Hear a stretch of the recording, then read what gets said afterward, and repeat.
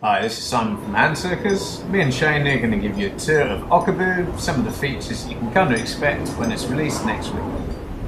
We're going to dive into one of the levels from the end of World 1, Dozer Destruction, and show you what Monkfish and Piccolo are capable of. First of all, we need to get rid of these dozer bots and get rid of the pollution that litters this area. So you can see we're using water to spray these plants, raining the plants to push back the pollution boundaries.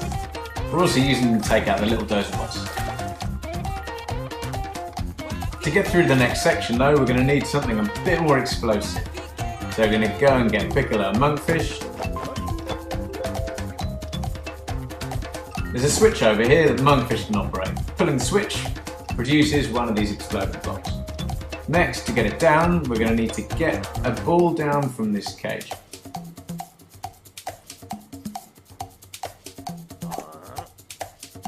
Aha! Next, Piccolo can charm the ball, making it run on this pad. The pad powers the conveyor, and voila! We got an exploding block. If we drag that over to the wall, we set it alight, we can blast our way through. The next thing we need is a bit of oil, so Cumulo and Nimby suck up some oil. We can use the oil to paint the path and the fire over to the block. So you can see it's pretty fast, so we're going to need both of us working together.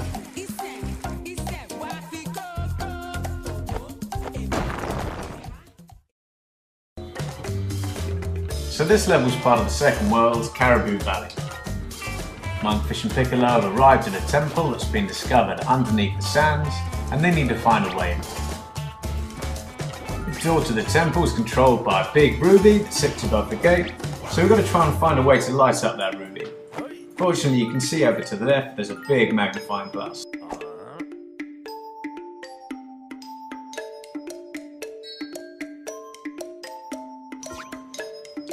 You can see the magnifying glass isn't pointing in the right direction at the moment, so we need to get this little guy using Piccolo, lure him across and get him to operate this switch. And this switch will make the mirror rotate so we can guide the light, starting to guide it in the right direction. Obviously, as well as the Yorubu, there's various other creatures dotted around the environment that Piccolo can control. In this case, we're just luring these chicklets across. Now chicklets, the best thing they can do is eat through these big green bushes.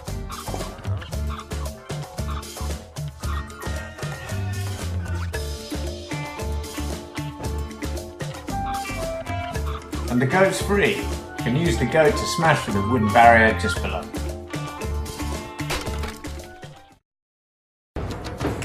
In this section, we're going to take a look at the final world, the Dozer Fortress. As well as being useful for smashing through fences, balls are awesome for combat. Let's see what happens when a charging ball meets a Dozer ball.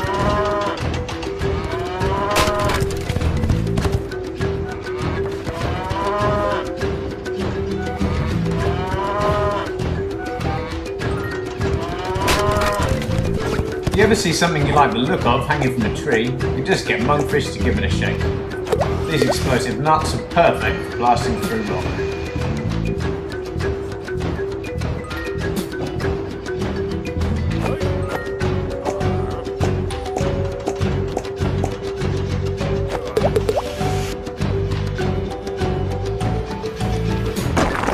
So you can see we found a big switch hidden behind those blocks.